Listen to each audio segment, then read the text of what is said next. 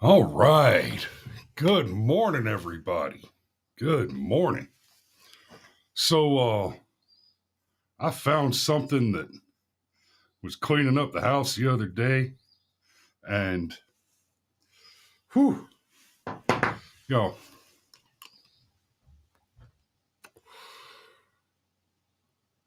I don't smoke cigarettes on air. I think it's distasteful generally, but this pipe, man, I've had this pipe for 30 years, right? Mm. A nice light vanilla black Cavendish. And I've been thinking about it a little bit. The living out here in the country on some property, got a nice view, nice quiet mornings. Man, this really just it just sits with everything out here. Delicious. So, speaking of delicious, I got some news for you guys related to, of course, the firearm stuff because, hey, it's Friday. Oh, what are you doing? Oh God. Okay. Now I got to ask you to bear with me because the flipping article is trying to shove me behind a paywall, and that's what I do. There we go. Yeah, tried to shove me behind a paywall. Unacceptable. There we go. Okay, Supreme Court will consider overturning strict Hawaii gun law. Oh, we've talked about this before. I lived in Hawaii for a while, and the gun laws there are psychotic. If you want to own a firearm, if you want to buy a firearm in Hawaii, you've got to go to the sheriff's department and tell them that you plan to buy a firearm and to get permission to go and shop. Then you go to the dealer and you pick out your firearm. And even if they've got a display, they order it and you have to wait for it to get delivered. And then when it gets delivered, the dealer notifies you that your firearm has arrived. Now you have to go back to the sheriff's office and inform them that you're about to pick up the firearm that you paid for a month ago. And they give you another piece of paper. You have to fill out paperwork there. And so the sheriff's department gives you another piece of paper. You have to take that with you so that you can show the firearms dealer that you have duly informed the sheriff's department that you're purchasing a firearm. Then you purchase your firearm and you have to take it in the approved case with locks on it, in the trunk, not where you can't reach it while you're driving, and go directly to the sheriff's department with it. No stopping. You can't stop and get gas or stop for lunch with it locked up in the trunk or anything like that. You go straight to the sheriff's department with it. There, they will inspect your firearm, register it, copy down the serial number, and then you get another piece of paper showing that that's been done.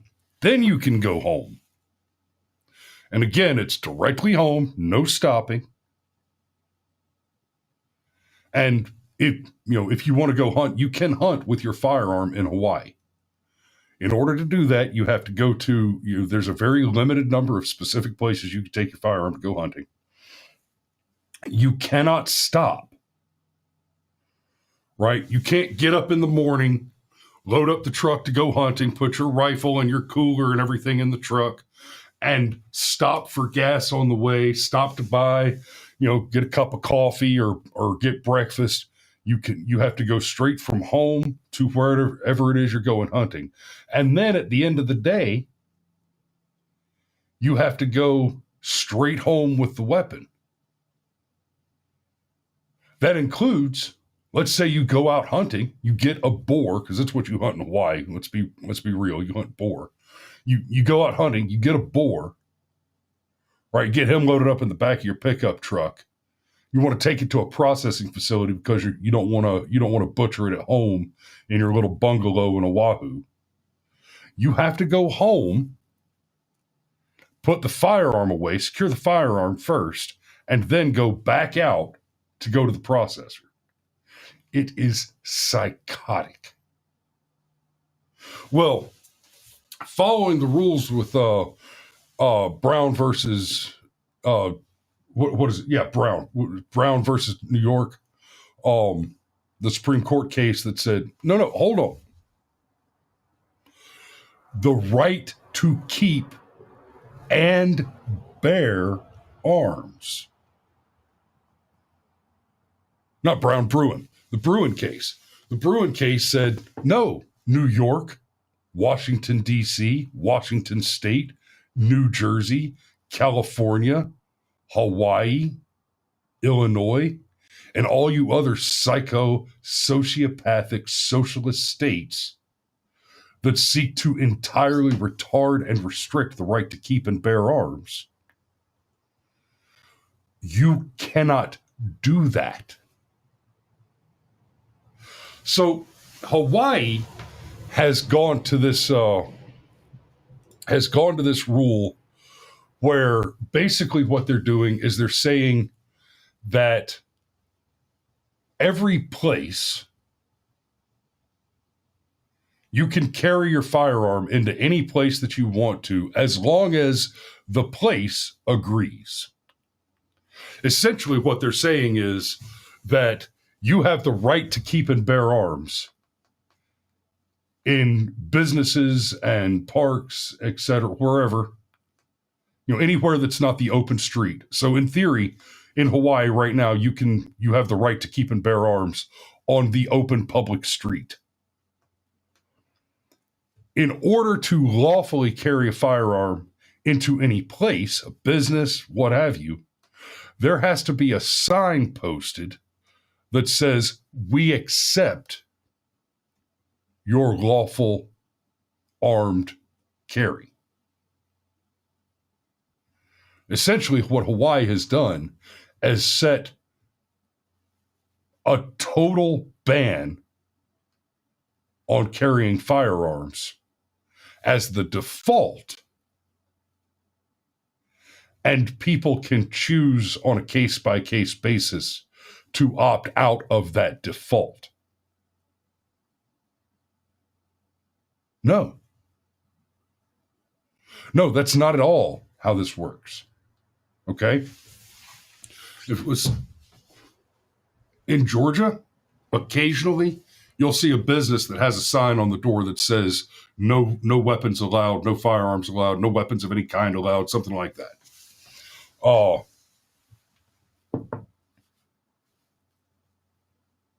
If I want to do business with you, I will be armed when I enter your business. It's my right as an American citizen. And, quite frankly, if you don't want me armed, we're not doing business. Unless we're talking about a very narrow set of cases where you offer a service for which I have a sufficient need that there's not an alternative, that you don't have a competitor that's a better person. Yeah. If you don't basically have me over a barrel, pun intended, I'm just not going to do business with you if you're putting a blanket ban on my firearm. If you think you can restrict my right to life, liberty, and the pursuit of property, then we're not doing business together. It's that simple.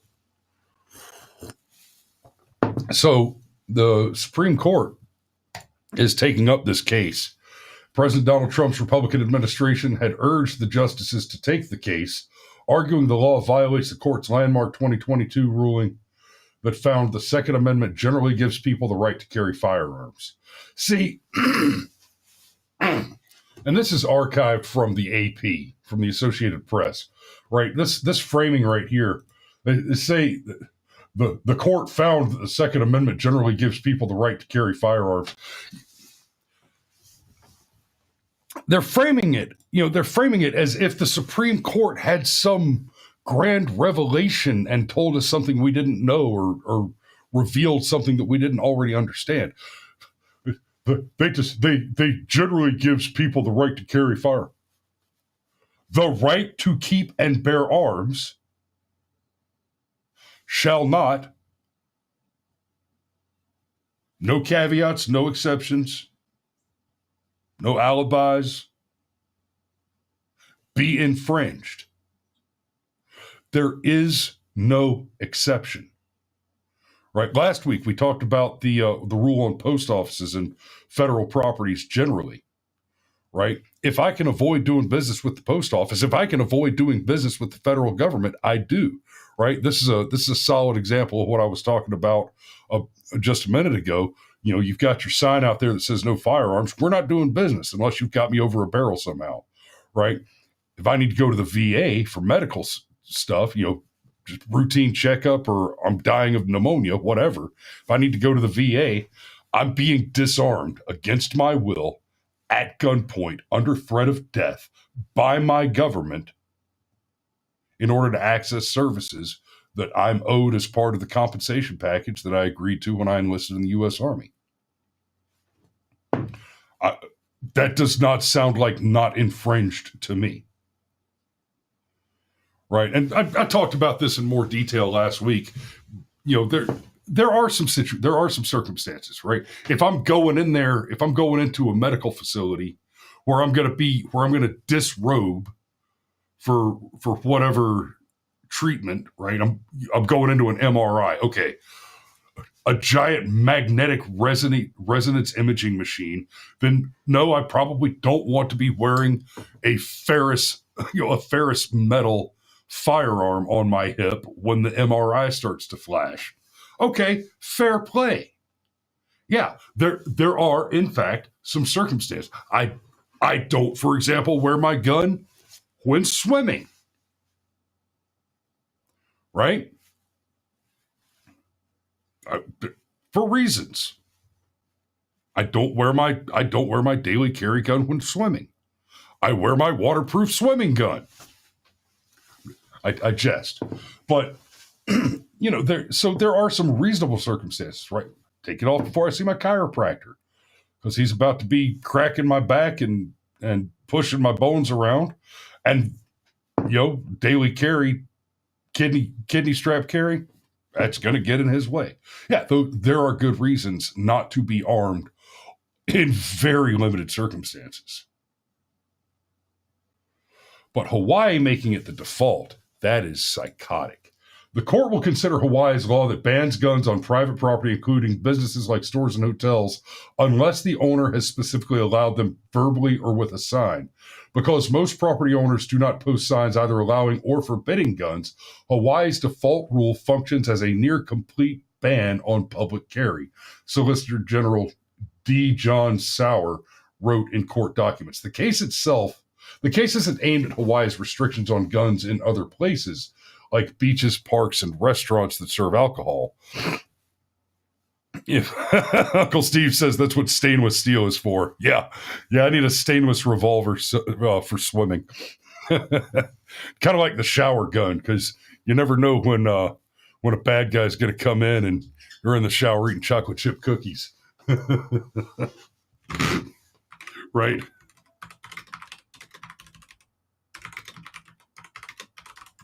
Let me see if I can find that meme real quick, because it's priceless. No, it didn't pop up right at the top. It's an older meme. I don't know if you guys, I hope you guys have seen that before, but there was a meme. It's a picture of this guy with a mullet leaning out of the shower with an AR in one hand and a cookie in the other. Yeah, that's what stainless steel is for. Anyway, so the case is named at Hawaii's restrictions on guns in other places like beaches, parks, and restaurants that serve alcohol. Y'all, okay, beaches, I could see myself going to the beach without my gun because I'm about to go swimming in the salt water, right? Okay, fair play. But that doesn't mean that, that I might find it reasonable to go swimming without a firearm doesn't mean that the law has the authority to prevent me from carrying my firearm into the water even. And then it mentions parks. When I think parks, I think of my kids playing on the playground. Yes, I need my firearm on my hip when I'm watching my kids play in the playground. Not because I'm planning on, cleaning up the mess that's out there. Not because I'm planning on killing kids, but precisely because I know that there are Democrats out there who are committed to violence. And we've seen it time and time again. You know what every single mass shooter event has in common? Every single one without exception. It stops when it is stopped by a gun and not before. Either an armed citizen, armed law enforcement, or the shooter self-deletes.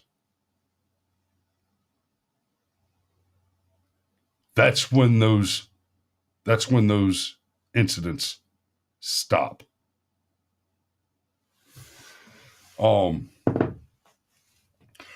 Steve appears to have fat-thumbed his iPhone. Says only criminals won't you disarm.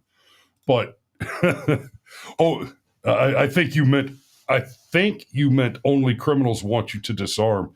I'm going to take that. I'm going to push that a little further, Uncle Steve.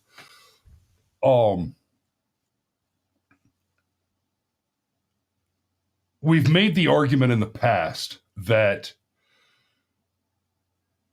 violations of the Second Amendment only affect law-abiding citizens. And that's true. I'm not going to argue against that position, that statement. Here's where I'm going to expand it a little bit. The argument in the past we've made is that only law-abiding citizens are affected by firearms laws because criminals do not respect those laws.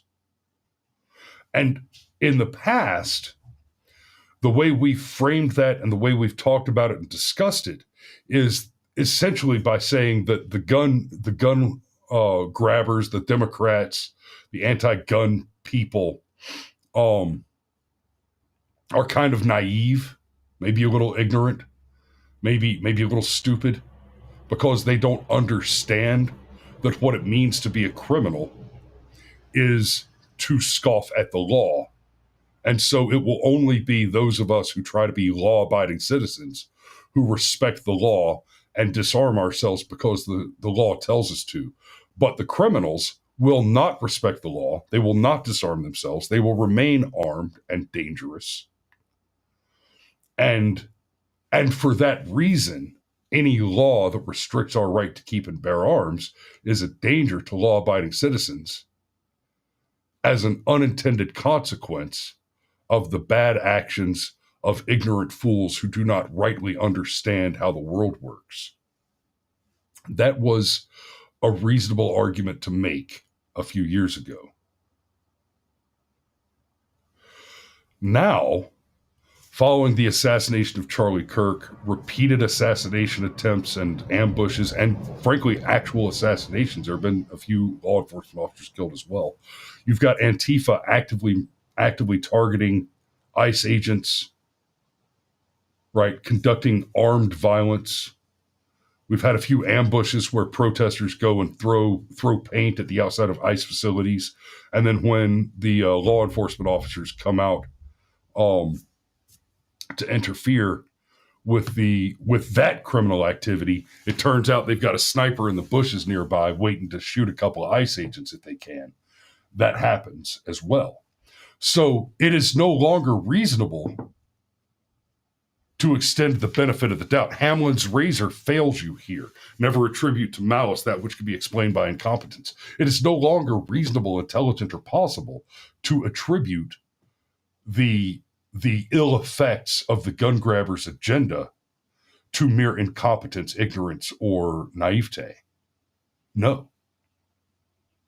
It cannot reasonably be argued that people who are intelligent enough to be at the top edge of elected politics do not clearly understand that the obvious result of disarming the citizens is empowering the criminal to further victimize the citizen. Therefore, the only logical and reasonable conclusion one can make,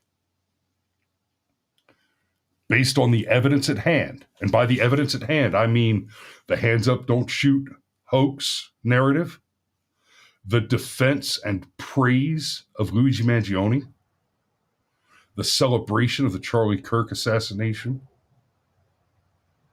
right? The vocal outpouring of disappointment over the failure of the attempted assassination of Donald Trump. Both of them, right? We see the left, and not just their crazies, their politicians, their elected officials, their public personalities, celebrating these crimes. The only conclusion that can be drawn now is that the benefit to the criminal of the disarmament of law-abiding citizens is not an unforeseen consequence by the ignorant and incompetent. It is the objective.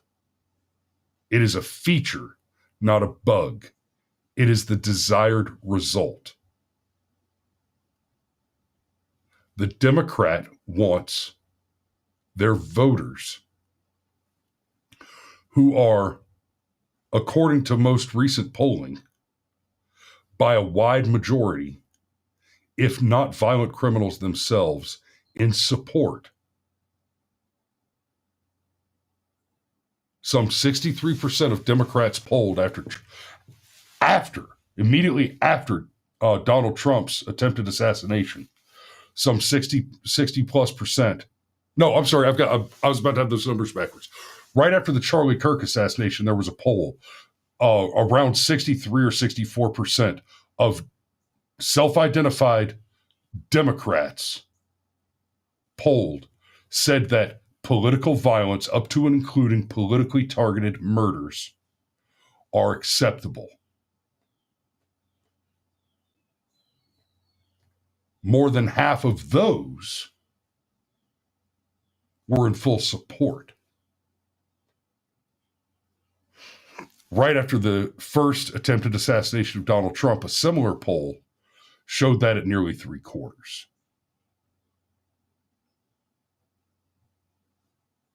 That's who they are. They want you weak. They want you disarmed. They want you to be murdered in the street.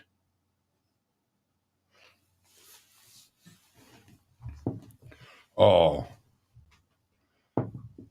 As Sergeant Major says, your God is Dead video is terrific. I appreciate that, old man. Oh, I do. I might actually do a video later, watch that with you guys live, and talk about how I did it and why I did it, and some of the stuff that I'm working on behind the scenes there. So I am going to go. Cameron's coming out today. Oh, we might have something for you later. Oh.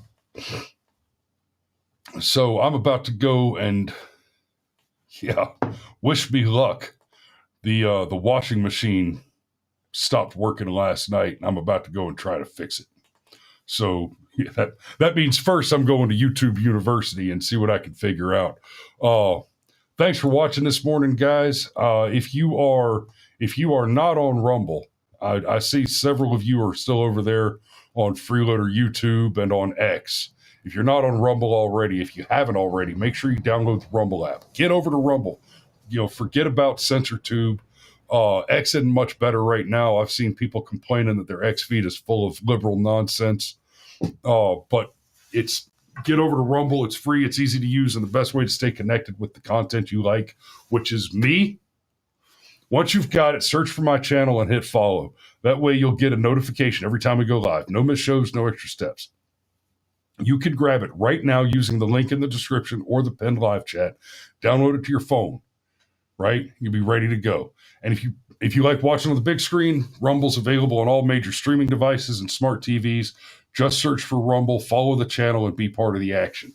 Tomorrow night, we'll have the deep dive. We do the deep dives on Saturday evenings. That'll be tomorrow, 2100 Eastern Standard Time. You have to have the Rumble app or go to Rumble on PC, get on Rumble, right?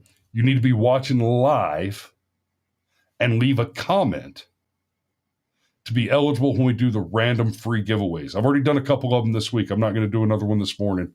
But tomorrow, when we go to do the deep dive will be Rumble only.